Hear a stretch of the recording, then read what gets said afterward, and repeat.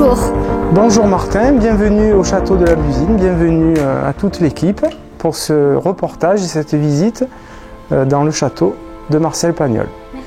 Présentez-nous en quelques mots l'histoire du château de la Busine. Alors le château de la Busine, son histoire elle commence à la fin du XVIIIe siècle lorsque un certain noble marseillais, monsieur Henri de Buzens, achète une propriété de 40 hectares, un parc de 40 hectares donc en banlieue est de Marseille, non loin du Garlaban, et il donne son nom, la Busine. Ensuite, c'est Pierre-Hilaire Curtil, un architecte marseillais, rachète le domaine de la Busine et construit à la place de la Bastide un château de style Louis XIII néo-baroque que nous avons encore aujourd'hui, dans lequel vous êtes.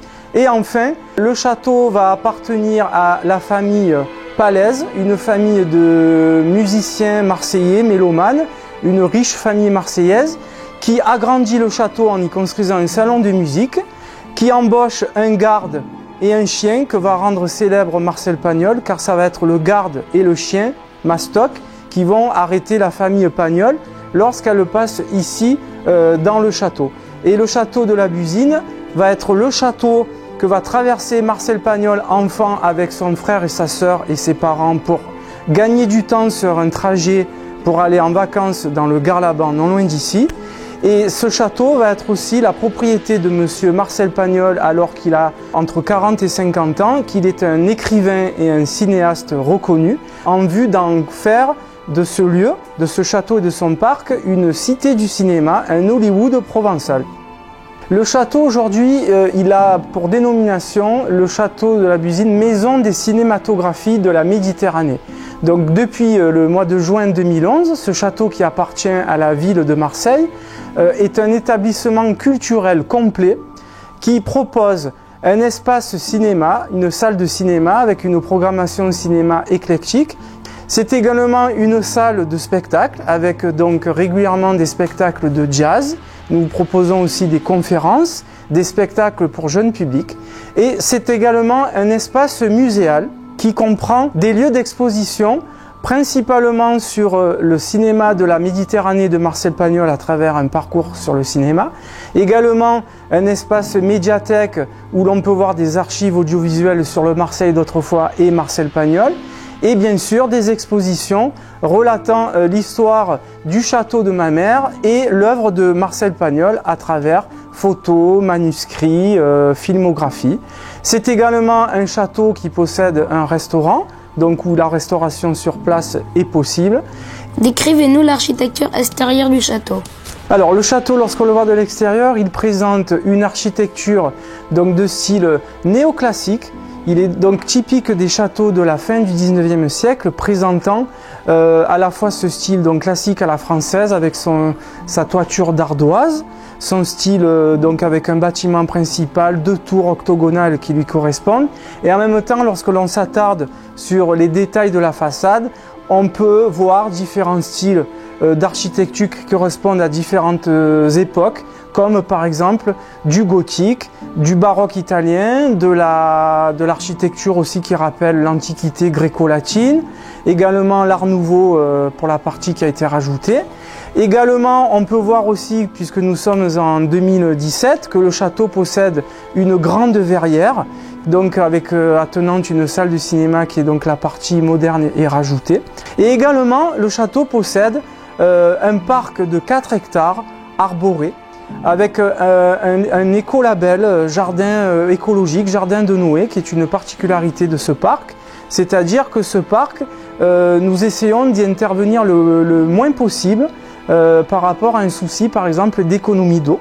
Donc on a principalement une végétation de type méditerranéenne qui sait résister notamment à de longs étés secs et chauds, mais également des arbres remarquables qui sont classés et qui datent pour certains de la construction du château, qui sont plus que centenaires. Comment sont organisées les différentes pièces du château?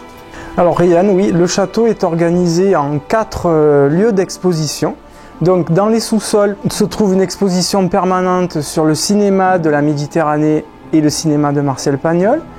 Nous avons comme deuxième espace des grands salons, les anciens salons du château qui sont organisés pour des expositions d'art contemporain peinture, sculpture, photographie, particulièrement d'artistes de la région. Également donc l'espace où nous nous trouvons ici, qui propose aux visiteurs à la fois donc une médiathèque sous forme d'écran tactile avec casque pour voir des archives audiovisuelles de l'INA par exemple sur le Marseille d'autrefois, des interviews de Marcel Pagnol, une exposition qui est donc derrière moi de photos du château dans le passé, et un dernier et quatrième étage d'exposition sur hommage à Marcel Pagnol, sur la vie et l'œuvre de Marcel Pagnol, et également un espace d'accueil pour voilà, l'accueil du visiteur, du spectateur, et donc la salle de cinéma, un auditorium qui est constitué d'un balcon et d'un orchestre et qui possède 345 places. Pour revenir à Marcel Pagnol, quelle influence a-t-il eu sur le développement du château ? Eh bien écoute Esteban, Marcel Pagnol, on lui doit la renommée du château. Je pense que s'il n'avait pas été présent au château, il n'est pas sûr qu'aujourd'hui, en ce mois de février 2017, nous soyons dans cette structure rénovée qui appartient donc à la ville. En ce sens que Marcel Pagnol a rendu le château célèbre d'abord par son passage en tant qu'enfant à travers son périple pour aller en vacances dans la colline du Berlaban, et par l'histoire qu'il nous a racontée à travers ses œuvres, ses souvenirs d'enfance, notamment La gloire de mon père et Le château de ma mère, hein, donc deux romans qui datent des années, de la fin des années 50, et également parce que Marcel Pagnol avait racheté le château pour en faire une cité du cinéma. Pour conclure, quels sont les projets envisagés pour l'avenir du château ? Alors Lohan, le château, à partir du printemps 2007, se transforme. Nous allons rénover la plupart de nos lieux d'exposition. Donc dans les sous-sols, nous allons faire une exposition permanente sous forme de parcours sur le cinéma de manière chronologique afin que le visiteur appréhende l'histoire du cinéma à travers ses techniques et à travers un système de nouvelles technologies de type virtuel. Nous allons avoir cet espace ici où nous trouvons la médiathèque qui va être donc restructurée avec notamment des grands panneaux et des grands écrans pour voir des archives sur le Marseille d'autrefois. Et enfin, nous allons avoir au dernier étage une école et une classe reconstituées à l'époque où Marcel Pagnol était lui-même élève et où son papa Joseph était maître d'école. Voilà. Et donc je vous invite à venir découvrir toutes ces nouvelles expositions pour le mois de mai et juin 2017. Je vous remercie et au plaisir. Au revoir.